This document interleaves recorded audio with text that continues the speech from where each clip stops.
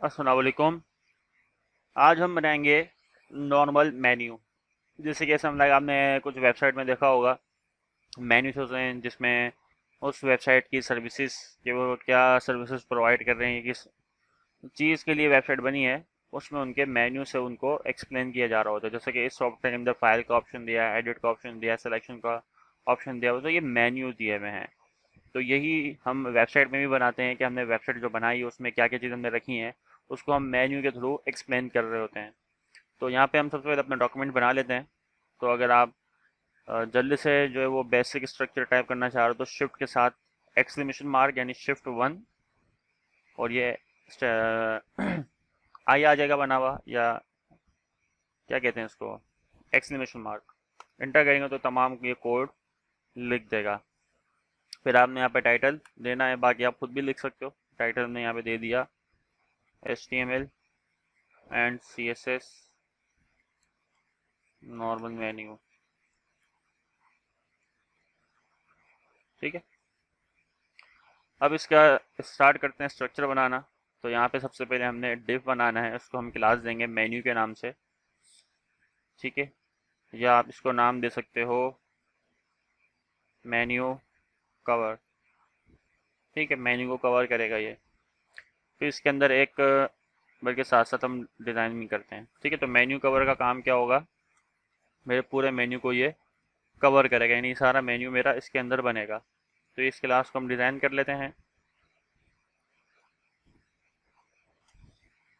अब यहाँ पे हमने सबसे पहले बैकग्राउंड कलर रखना है। बैकग्राउंड कलर हम यहाँ से कोई भी रख लेते हैं, और यहाँ से फिर हम इसको कलर एक डिफाइन कर देंगे, कोई भी अच्छा सा।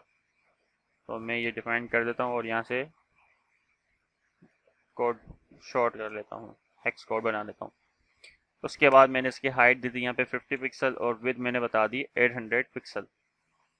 सेव करूँगा, डॉक्यूमेंट पर आगे रिफ्रेश करूँगा, तो ये मेरे पास डॉक्यूमेंट के अंदर ये चीज़ बन गई इस तरह से। अब ये जो है काफ़ी स्पेस आ रहा है लेफ्ट साइड से और टॉप साइड से, वो इसलिए क्योंकि आपको बताया था मैंने, जैसे कि कुछ एलिमेंट जो होते हैं वो अपने अंदर स्पेस रखते हैं, बाय डिफ़ॉल्ट उनमें स्पेस होता है। तो यहाँ पे हमने यूनिवर्सल सेलेक्टर लगा के पैडिंग और मार्जिन को हटा लिया, 0 0 पिक्सल कर लिया, तो जिससे ये क्या होगा, तो ये गैप आ रही है, रिमूव हो जाएगा। उसके बाद मैंने इसको सेंटर करना है, तो मार्जिन 0 ऑटो सेंटर करने के लिए, और टॉप से थोड़ा सा नीचे करना है तो मार्जिन टॉप, और यहाँ पे 50 पिक्सल हम यूज़ करेंगे और इसको नीचे लेके आ जाएंगे।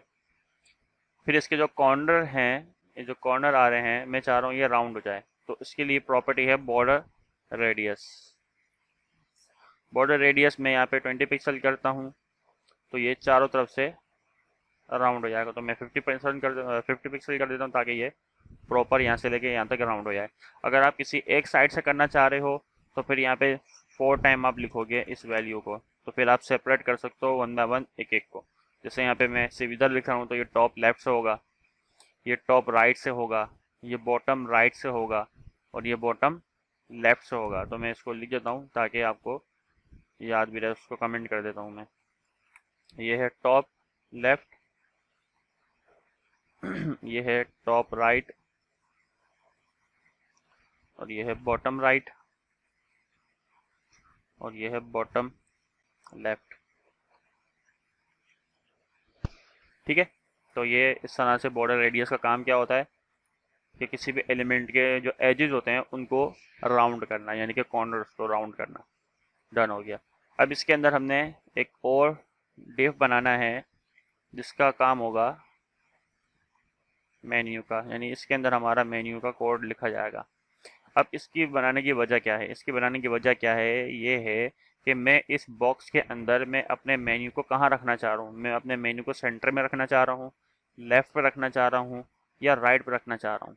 मैं इससे इसको मैनेज कर सकता हूँ। एक तरीका ये है कि मैं ये बना दूँ मेन्यू। दूसरा तरीका ये है कि जब हम UL LI से बनाते हैं मेन्यू, तो UL हमारा यहाँ पे फ्री होता है, यानी कि इससे कोई हम डिज़ाइनिंग नहीं करते, तो हम इसको भी यूज़ करके ये काम कर सकते हैं। तो इसको भी आप यूज़ करके काम, इसी को यूज़ करके आप काम बनाओ। ठीक है, अगर आप इसको यूज़ कर लेते हो किसी वजह से और फिर आप जो है वो अप एंड डाउन करना चाह रहे हो, लेफ्ट और राइट करना चाह रहे हो, तो फिर आपको इसके लिए एक डिव और बनाना होगा। तो अभी मेरे पास यूएल का कोई काम नहीं है, तो मैं यूएल को यूज़ करके ये लेफ्ट एंड राइट मेन्यू को कर सकता हूँ। अगर ये किसी स्टाइलिंग के लिए यूज़ हो चुका है, तो फिर आप जो है इसको यूज़ नहीं करोगे, फिर आप इसको एक मेन के अंदर बनाओगे, डिफ के अंदर, और उस डिफ के अंदर फिर आप ये सारा कोड लिखोगे। वो जब ऐसी कोई सिचुएशन आएगी आगे, तो फिर हम उसको उसी टाइम डिस्कस कर लेंगे। हो सकता है सिचुएशन ऐसी नहीं भी आए। तो ये तरह की मैं आपको थॉट्स दे रहा हूँ कि आपके दिमाग में ये चीज़ें आनी चाहिए। तो ऐसे ऐसे ये काम किया जा सकता है। ठीक है। तो या मैंने यूएल अनऑर्डर लिस्ट, उसके अंदर एल आई लिस्ट आइटम, उसके अंदर मैंने लिंक का टैग लगा दिया, क्योंकि हम अगर उस पर लिंक पे क्लिक करते हैं तो वो पेज पे हम विजिट कर जाएं, तो इसलिए हमने लिंक का टैग यूज़ किया है। और हैश हमने इसलिए लगाया है क्योंकि ये डमी लिंक है, तो एज अ डेमो के तौर पे हम ये लिंक बना रहे हैं, कोई इसका कोई ऑफिशियली काम नहीं होगा, तो इसलिए हमने यहाँ पे हैश लगाया है डमी लिंक के लिए। और यहाँ पे हमने लिख दिया होम। इसी तरह से मैंने इसकी कॉपी ले ली पूरी लाइन की 4 टाइम, और मैंने यहाँ पे होम के बाद लिख दिया सर्विसेज कर लेते हैं। फिर यहाँ पे मैंने कर दिया अबाउट, और यहाँ पे मैंने कर दिया कॉन्टैक्ट। सेव करते हैं, और यहाँ पे आके मैं रिफ्रेश करूँगा तो यहाँ पे मेरे पास ये लिस्ट आ गई है। अब इसको डिज़ाइन करना है। अब इसको डिज़ाइन करने के लिए अब देखें वही ये प्रॉपर्टीज़ हैं जो आप स्टडी कर चुके हो CSS वाले लेक्चर्स में, तो वही चीज़ें यूज़ हो रही हैं, आपको आइडिया भी आ रहा होगा। अब मैंने अगर यूएल पे काम करवाना है, तो मैं सिंपल इसी मेन्यू कवर को लिखूंगा और बताऊंगा कि इसके अंदर जो है यूएल जो बना है उस पर काम चाहिए मुझे। और यहाँ पे हम बता देंगे बॉर्डर 1 पिक्सल सॉलिड ग्रीन कर लेते हैं, ताकि हमें दिखे कि वो बंद कहाँ पे रहा है। और इसकी हाइट सेम रहेगी हमारे ऊपर वाले बॉक्स की तरह, और जो हमारे मेन्यू का जो एरिया है वो कम होगा, 400 होगा। ठीक है, तो 400 के हिसाब से हमने बना लिया। ये मेरा यहाँ पे एंड हो गया है। ठीक है, मेरा बॉक्स जो 800 का, मैंने इसको हाफ विथ दे दी यहाँ पे, ताकि मैं अगर इसको सेंटर में करना चाहूँ इस बॉक्स के, तो मैं सेंटर कर सकूँ इस यूएल की मदद से। वो हम आखिर में देखते हैं। अब आगे बढ़ते हैं, तो यहाँ पे ये एल आई बने हुए हैं, मैं चाह रहा हूँ ये एक दूसरे के सामने आ जाएं, क्योंकि हम वर्टिकल मेन्यू नहीं बना रहे हैं, हम हॉरिजॉन्टल मेन्यू बना रहे हैं। अगर आप हॉरिजॉन्टल नहीं बनाते हो, वर्टिकल बनाते हो, तो फिर आपने लिस्ट को इसी तरह से डिज़ाइन करना होगा। लेकिन हमारी रिक्वायरमेंट क्या है कि हमारी लिस्ट जो है वो हॉरिजॉन्टल में होगी, तो इसलिए हमने यहाँ पे जो लिस्ट जो है उसको हमने फ्लोट यूज़ करना होगा।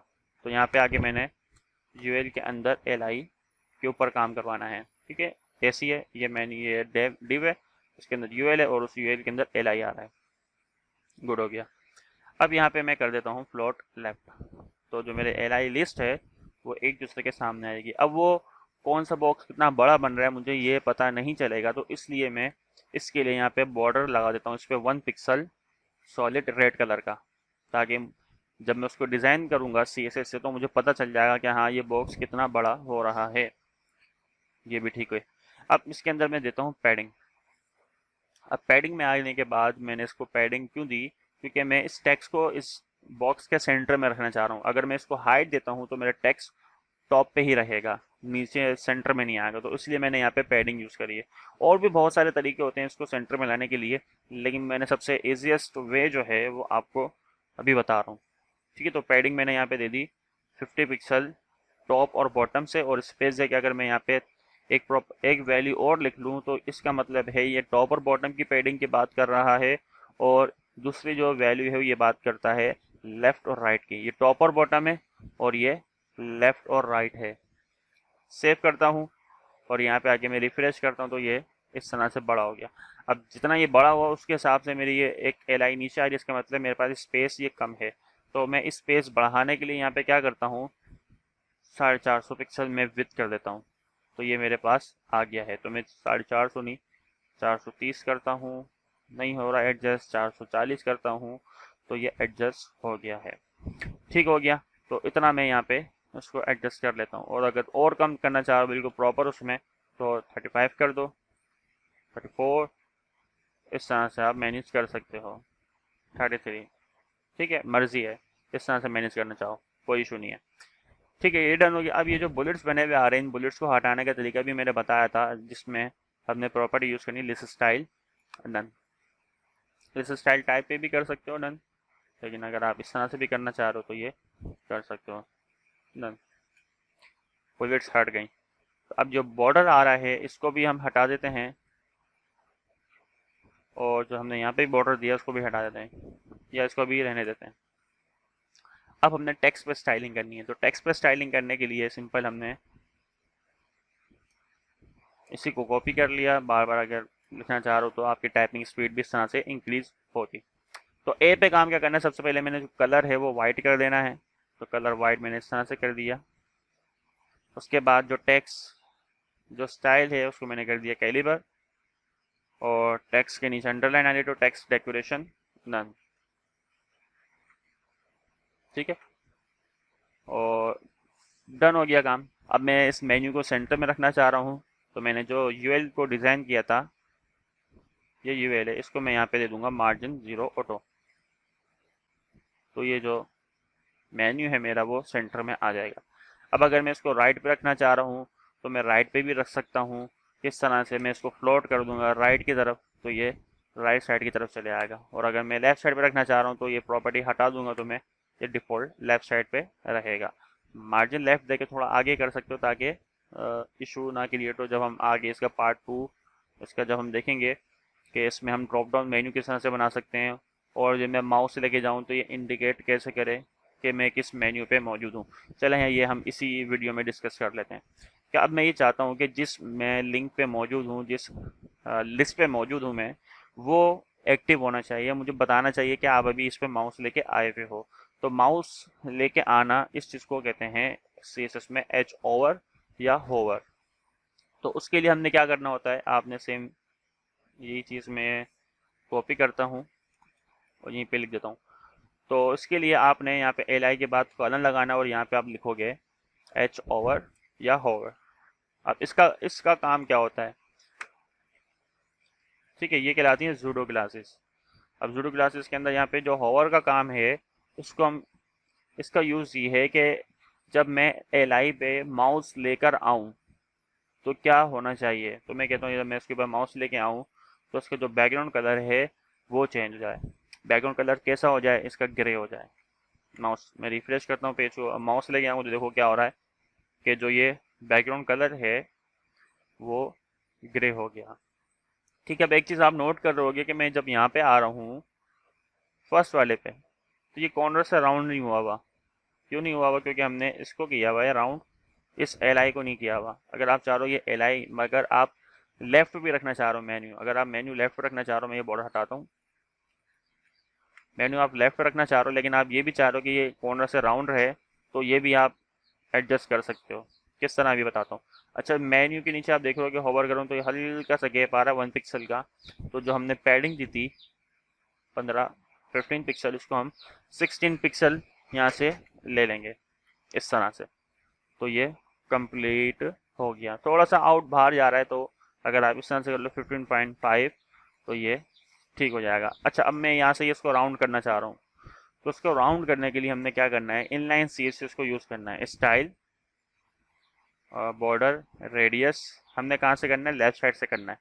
तो ये हमने यहाँ पे इस तरह से लिखा, और मुझे टॉप लेफ्ट से करना है तो मैंने यहाँ पे लिखा 50 पिक्सल, और बॉटम लेफ्ट से करना है तो मैंने इसको कर दिया 50 पिक्सल।